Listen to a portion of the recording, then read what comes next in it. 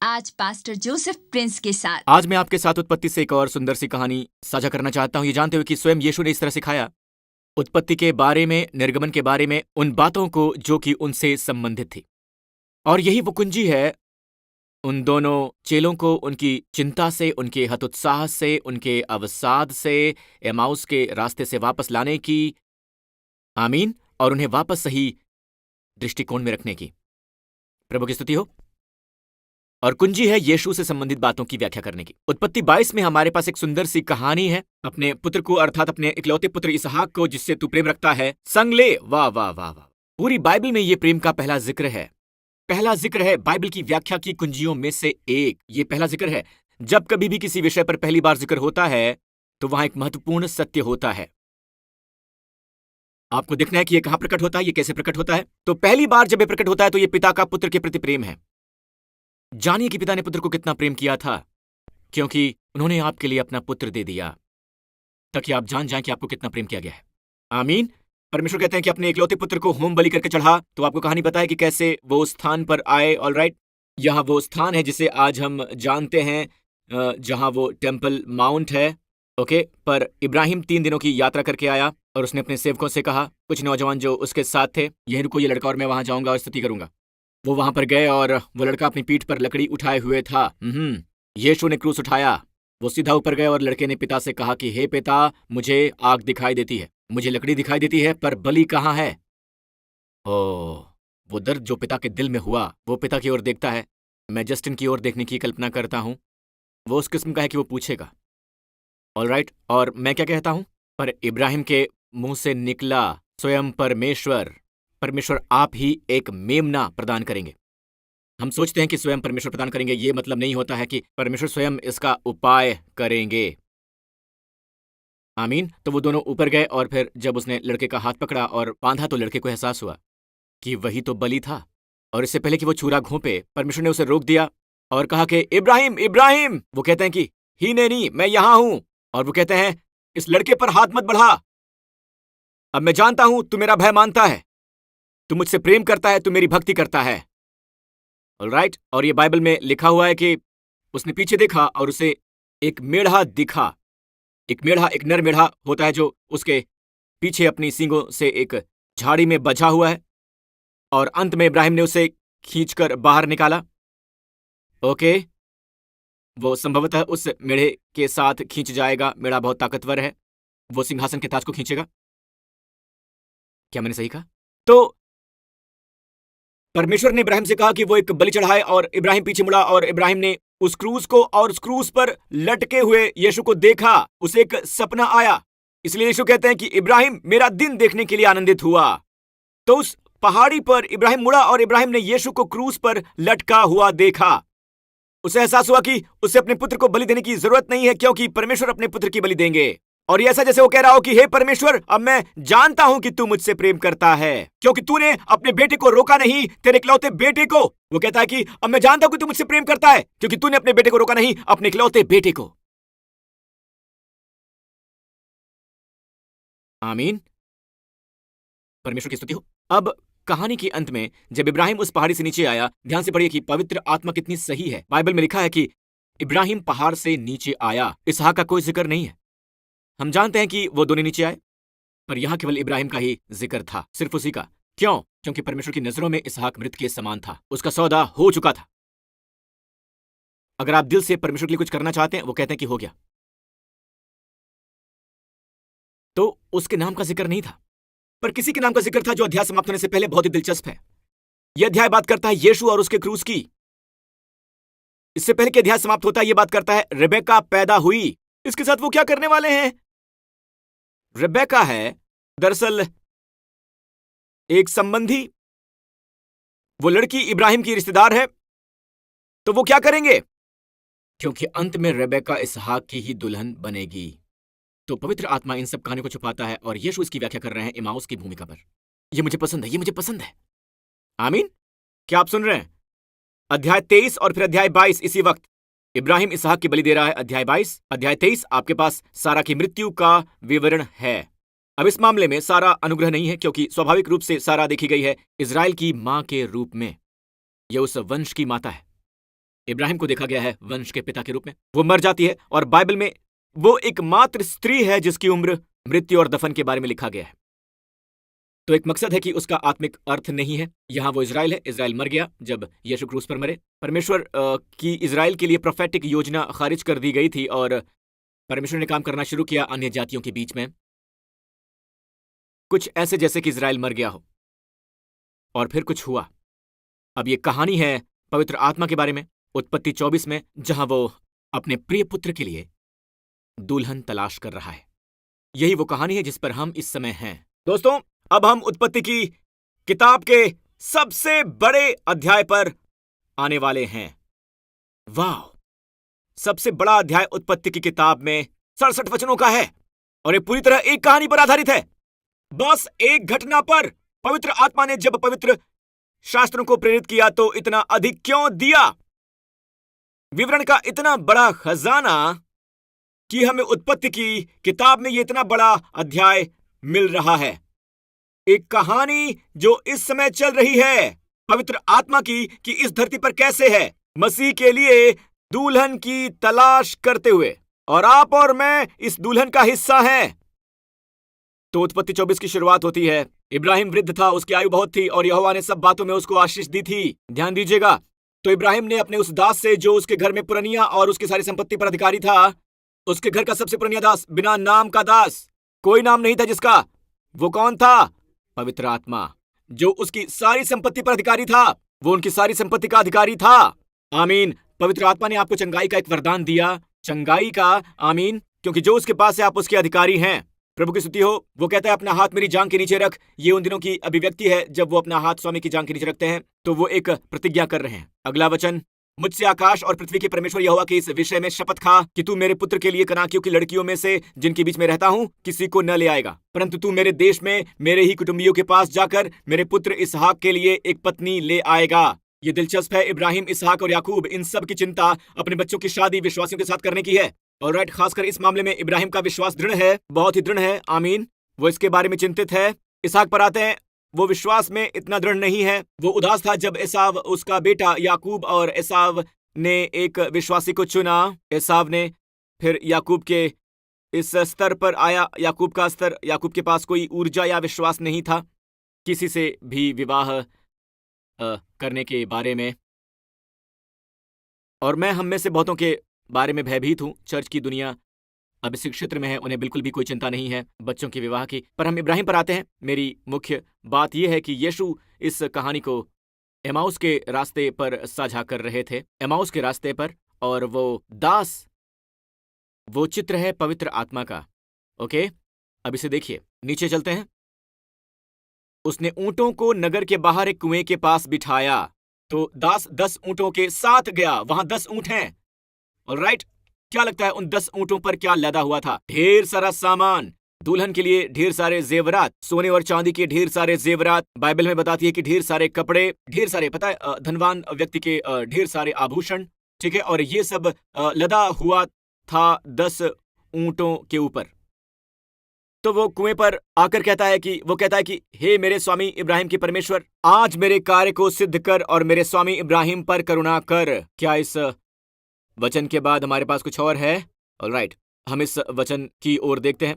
कुएं के पास संध्या के समय, उस समय जब नगरवासियों की बेटियां जल भरने के लिए निकलाती हैं, वो प्रार्थना करता है कि आज मेरे कार्य सिद्ध कर और मेरे स्वामी इब्राहिम पर करुणा कर। करुणा वहां है अनुग्रह, हेसेड। आज मेरे कार्य सिद्ध कर। मैंने आपसे कहा है कि वहां बहुत सी बातों के बारे में पहला जिक्र होगा। मैं इसी समय आपको दूंगा इस शब्द सिद्ध का पहला जिक्र जो है करा। मैंने इस पर व्याख्या की है अपनी पुस्तक द प्रेयर ऑफ प्रोटेक्शन में। इस पर पूरा एक अध्याय है। करा का मतलब होता है ठीक होना, सही समय पर, सही स्थान पर। ऑलराइट, प्रार्थना की घटनाएं, परमेश्वर के द्वारा प्रायोजित घटनाएं, परमेश्वर द्वारा प्रेरित घटनाएं। आमीन। तो वो कहता है कि मैं यहां बैठूंगा, परमेश्वर मुझे सफलता दे। और वो औरत जो आती है, ऑलराइट, यदि मैं कहता हूं कि कृपया मुझे पीने के लिए पानी दें, मुझे इस समय यीशु की याद आती है यूहन्ना 4 में, कुएं पर बैठकर और ये कहने की कि मुझे पीने के लिए पानी दो, मुझे पसंद है। इसमें लिखा है, तो दास यानी पवित्र आत्मा कहता है मुझे पीने के लिए पानी दो। और वो स्त्री कहती है कि मैं तुझे पीने के लिए पानी दूंगी और सभी ऊंटों को भी, तेरे सभी 10 ऊंटों को। मैं तेरे ऊंटों को भी पानी पिलाऊंगी। सो वही हो जिसे तूने अपने दास इसहाक के लिए ठहराया हो। अब देखते हैं वचन 16। वो अति सुंदर और कुमारी थी। परमेश्वर कलीसिया को बहुत सुंदर देखते हैं। केवल सुंदर नहीं, बहुत सुंदर। उनकी नजरों में हम बेदाग और बिना झुर्रियों के हैं। हम पवित्र हैं और निर्दोष हैं। और सभी लोगों ने कहा आमीन। चलिए उत्पत्ति की कहानी पर वापस चलते हैं। तो वो अति सुंदर थी। नीचे आ जाइए। वो फुर्ती से अपने घड़े का जल हौदे में उड़ेल कर फिर कुएं पर भरने को दौड़ गई और सब ऊंटों के लिए पानी भर दिया, 300 गैलन से ज्यादा। क्या बात है। नीचे आ जाइए। और वो पुरुष उसकी ओर चुपचाप अचंभे के साथ देखता हुआ सोचता था कि यहोवा ने मेरी यात्रा को सफल किया है कि नहीं। तो पवित्र आत्मा परमेश्वर का तीसरा व्यक्ति है और वही धरती पर है। और वो ढूंढ रहा है कि क्या ये वाला प्रतिक्रिया देगा मसीह और उसके प्रेम के प्रति। क्या ये वाला प्रतिक्रिया देगा। तो वो उस स्त्री की ओर देखता है और वो सोचता है कि यहोवा ने मेरी यात्रा को सफल किया है कि नहीं। यहां पर बहुत ज्यादा पहली बार जिक्र है इस अध्याय में। शब्द सलेया यानी सफल का पहला जिक्र है। बाइबल में सफल का पहला जिक्र है। क्या आपको याद है पिछले सप्ताह मैंने आपके साथ साझा किया था कि यूसुफ एक सफल व्यक्ति था। वहां इब्री में शब्द है सेलिया और जो भी उसने किया परमेश्वर ने उसे सेलिया बनाया, परमेश्वर ने उसे सफल बनाया। याद है ना। याद है ना। तो सबसे पहली बात जो आपको करने की जरूरत है सफल होने के लिए, सबसे पहली चीज जो आपको करनी है सफल होने के लिए वो है यात्रा। कोई भी चीज जो आप कर रहे हैं परमेश्वर उसके लिए आपकी सफलता नहीं चाहते हैं। वो चाहते हैं कि ये एक यात्रा हो। सफलता एक यात्रा है। बच्चों की परवरिश में यात्रा, करियर में आपकी यात्रा, आपकी परमेश्वर के साथ चलने में एक यात्रा, चाहे ये जो भी हो, परमेश्वर चाहते हैं कि ये एक समृद्ध यात्रा हो। क्या मुझे अच्छी मिल सकती है। यहां देखिए, आप में से जिनको दिलचस्पी है मैं आपको बताऊंगा। ये है 7 सलिया। उत्पत्ति की किताब में ये शब्द सफल होना है 7 बार। जी हां, 7 बार। 7 बार में से 4 बार केवल इसी अध्याय में दिखाई देता है। आपने सुना जो मैंने कहा। 7 में से 4 बार अकेले इसी अध्याय में दिखाई देता है। यह आपको क्या बताता है। यह बताता है कि सफल होने का संबंध परमेश्वर के घर से है, यीशु मसीह की कलीसिया से है, यानी मसीह की दुल्हन से है। आमीन। परमेश्वर ने यहां सफलता को छिपा दिया है। सच्ची सफलता वहां बाहर नहीं पाई जाती है, ये उस घर में पाई जाती है। आप अन्य वाला देखेंगे, ये पहली बार वाला है, ठीक है। वहां 7 में से 4 उत्पत्ति में है, 4 केवल इसी अध्याय में दिखाई देते हैं। सलिया, मुझे सलिया याद है। मैंने आपको बताया कि जब पवित्र आत्मा शमशून पर उतरा, वो कहता है, पवित्र आत्मा यानी सलिया, शमशून के जीवन में इसका जिक्र 3 बार है। तो पवित्र आत्मा वो है जो आपको सलाह देता है। ऑलराइट, अब आप वापस कहानी पर आइए। इसकी ओर देखिए। जब ऊंट पी चुके तब उस पुरुष ने आधे तोले सोने का एक नथ निकालकर उसको दिया और 10 तोले सोने के कंगन उसके हाथों में पहना दिए। 10 तोले सोने के कंगन, जी हां, ये पवित्र आत्मा के वरदान हैं। तो ये नथ क्या है। उस जमाने में नाक विवेक का स्थान है। जैसे उदाहरण के लिए इसमें लिखा है कि मसीहा प्रभु यीशु, यशायाह 11, उसको यहोवा का भय सुगंध सा भाएगा। शब्द भाना वहां है तेज सुगंध। इब्री में विवेक, विवेक का वरदान आत्मा के विवेक के वरदान की तरह है। आप समझ सकते हैं, आप उन चीजों को समझ सकते हैं जैसे आत्मा, ये सभी वरदान है। ऑलराइट, बुद्धिमत्ता का वचन, ज्ञान का वचन, ये सभी सुगंध वाले वरदान है, ये सभी समझ वाले वरदान है। फिर उपहार है कलाइयों के लिए 2 सोने के कंगन जिनका वजन है 10 तोला। काफी वजनदार है ये। आमीन। तो ये सामर्थ का वरदान क्या है। चमत्कार के काम करने का वरदान, चंगाई का वरदान, विश्वास का वरदान, आमीन, अन्य भाषाओं में बोलने का वरदान वगैरह वगैरह। मैं आपको बता रहा हूं कि परमेश्वर के वरदान स्वर्ग से हथियार हैं जो धरती के यंत्र हैं, दवाएं हैं, और जो सर्वोत्तम हम कर सकते हैं वो है परमेश्वर का धन्यवाद। पर वो वरदानों को श्रेष्ठ नहीं बना सकते हैं क्योंकि वो सीधे परमेश्वर से है। तो इसे दुल्हन को पहना दिया जाता है। दुल्हन को पहना दिया जाता है। तो याद कीजिए, वो अभी कहता है कि मुझे मत रोको। ऑलराइट, नीचे आइए। नीचे आइए। इस वचन पर लिखा है, मुझे मत रोको क्योंकि यहोवा ने मेरी यात्रा को सफल किया है। अब चलते हैं अगली कहानी पर, ठीक है। उस पुरुष ने सिर झुकाकर यहोवा को दंडवत करके कहा, धन्य है मेरे स्वामी इब्राहिम का परमेश्वर यहोवा कि उसने अपनी करुणा और सच्चाई को मेरे स्वामी पर से हटा नहीं लिया। यहोवा ने मुझको ठीक मार्ग पर चलाकर मेरे स्वामी के भाई बंधुओं के घर पर पहुंचा दिया। एक पुरुष का सिर झुकाकर यहोवा को दंडवत करने का यह पहला जिक्र है। पहला जिक्र है बाइबल में। जिक्र है कि यीशु अपना सिर झुका रहे हैं। ये बाइबल में पहली बार इसका जिक्र है और नए नियम में पहली बार जिक्र हुआ है कि यीशु अपना सिर झुका रहे हैं प्रार्थना में उस क्रूस पर। यह आखिरी कार्य था जो यीशु ने किया। उन्होंने क्रूस पर अपना आत्मा देने से पहले पिता से प्रार्थना की, वहां क्रूस पर यूहन्ना 19। जब यीशु ने वो सिरका लिया तो कहा कि पूरा हुआ, और सिर झुकाकर प्राण त्याग दिए। उन्होंने अपना सिर झुकाया। आखिरी चीज जो उन्होंने की वो थी प्रार्थना, परमेश्वर की प्रार्थना। चलिए वापस चलते हैं कहानी पर। उसने कहा, धन्य है मेरे स्वामी इब्राहिम का परमेश्वर यहोवा कि उसने अपनी करुणा और सच्चाई को मेरे स्वामी पर से हटा नहीं लिया। पूरी बाइबल में यह पहली बार है।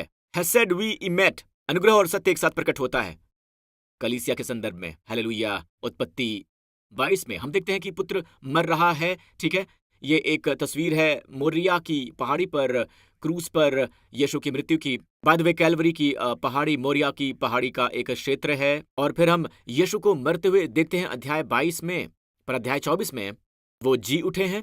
वो कहां पर हैं? पिता के दाहिने हाथ पर हैं। पवित्र आत्मा यहां एक दुल्हन की तैयारी के मिशन पर है, और दुल्हन पा लेने के बाद दुल्हन के प्रति स्नेह तैयार के मिशन पर है। आमीन। ये सुनिश्चित करने के लिए कि हमारे पास दुल्हन के प्रति स्नेह हो। परमेश्वर को ऐसे मत देखिए कि वो सर्वशक्तिमान है। ये अद्भुत है, पर आपके पास दूल्हे के लिए दुल्हन का प्रेम होना चाहिए।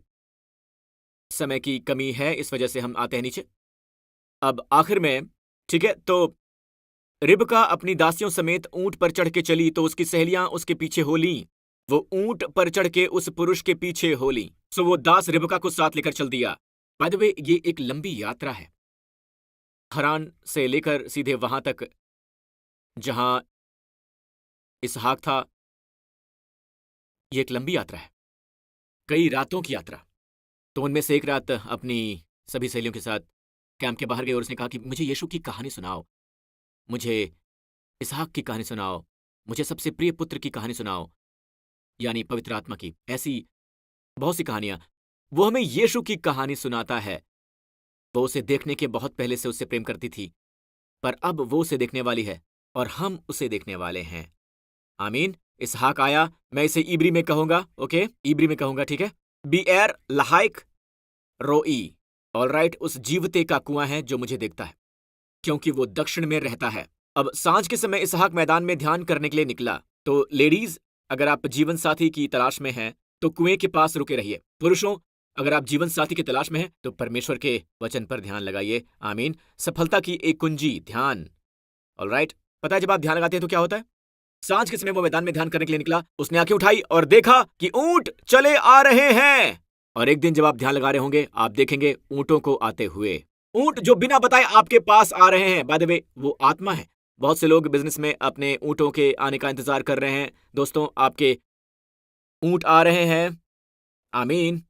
रिबका ने भी आंख उठाकर इसहाक को देखा और देखते ही ऊंट पर से उतर पड़ी। अब ये शब्द उतर पड़ना दुर्भाग्य से इब्री में है नेफिल। ये उतर पड़ना नहीं है, ये शब्द है गिरना। वो ऊंट से गिर पड़ी।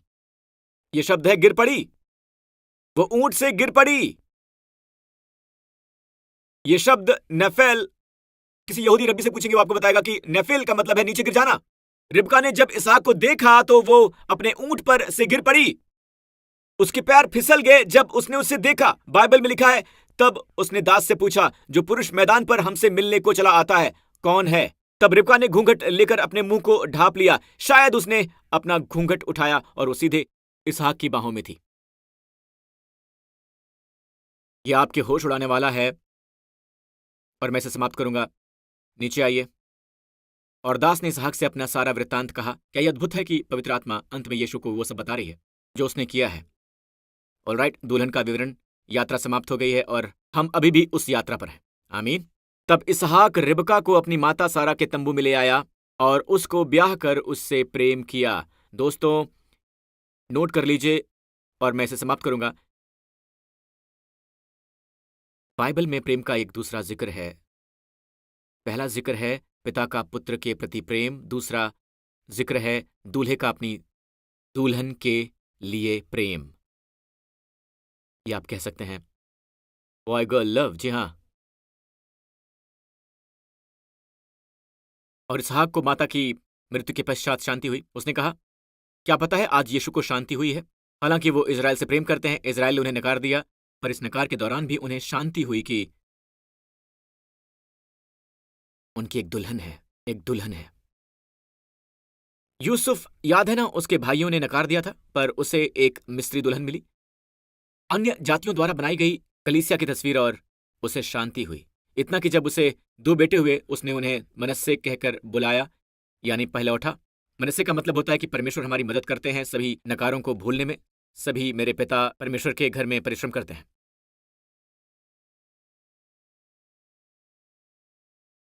म्यूजिशियंस बस आते हैं और धीरे धीरे बजाते हैं, और वो कहता है उसके कारण वो फलदायी होंगे। तो दोस्तों, हम इस यात्रा में हैं। धन्य है आपकी उस दुल्हन का हिस्सा है जिसे परमेश्वर तैयार कर रहे हैं।